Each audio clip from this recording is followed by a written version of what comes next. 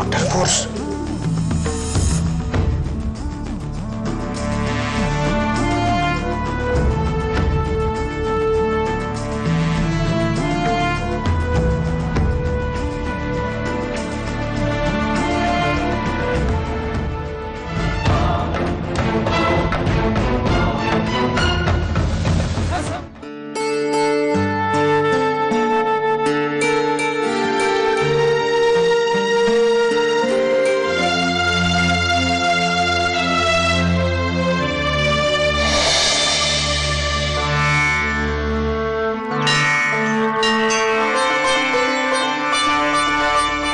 ताई, इथे काय करतेस? चल लवकर. आले.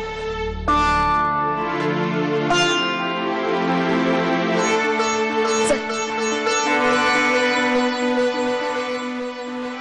आपले थोरले बंधुराज कुठे आहेत?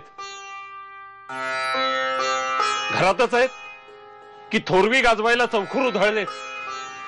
हातातली कामं बाजूला ठेव आणि जिथे असेल तिथून त्याला बोलावून आण. 2 घास नंतर खाऊ, तू आता आधी चल बरं, नाहीतर अण्णांकडनं 2 रट्टे मिळतील मला. तुला बोलवायला त्यांनी मला पाठवलंय. चल बरं. कशाला?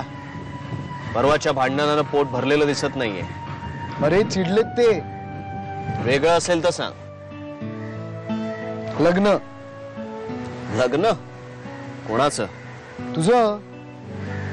आधी लग्न देशाच्या स्वातंत्र्याचं म्हणणारे, सगळ्यांसाठी विक्षिप्त.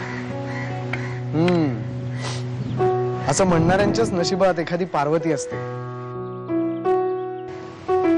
तो शंकर नाही का, स्मशानात राहायचा, भस्म वगैरे फासून. पण त्याच्या लहरी स्वभावासकट त्याच्याशी लग्न केलंच ना पार्वतीने.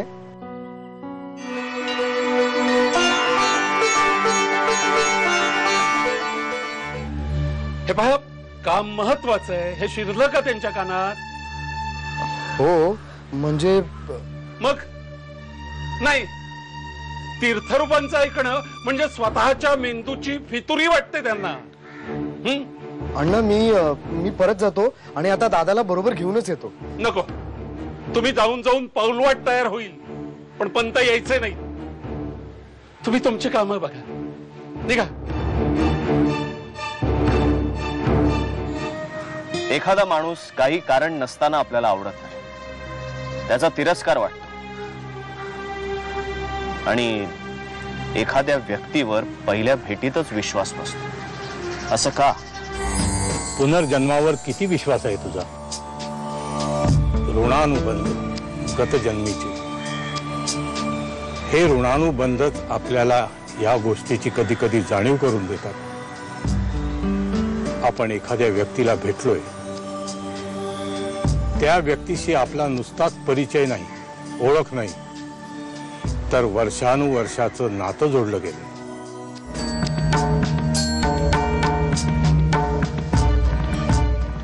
ऋणानुबंधाच्या गाठी जिशाशी बांधल्यात ती व्यक्ती तुला भेटले महादेवा. तुझ्या डोळ्यात तिची प्रतिमा दिसते.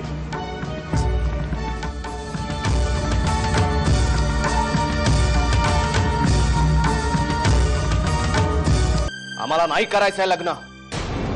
करावं लागेल,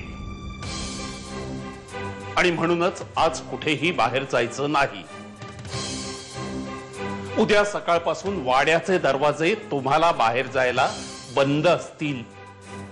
कशाला एका मुलीच्या आयुष्याशी खेळत आहे? लग्न म्हणजे काय खेळ वाटतो तुम्हाला? म्हणूनच हे सगळं चाललंय. महादेवा, का असा वागतोस रे? तुझ्या आयुष्याचा प्रश्न आहे. मुलगी तुझ्या पसंतीची नको का? पसंतीप्रमाणे लग्न लागलं असतं तर तुझ्या आयुष्याचं आता जे झालंय ते झालं नसतं.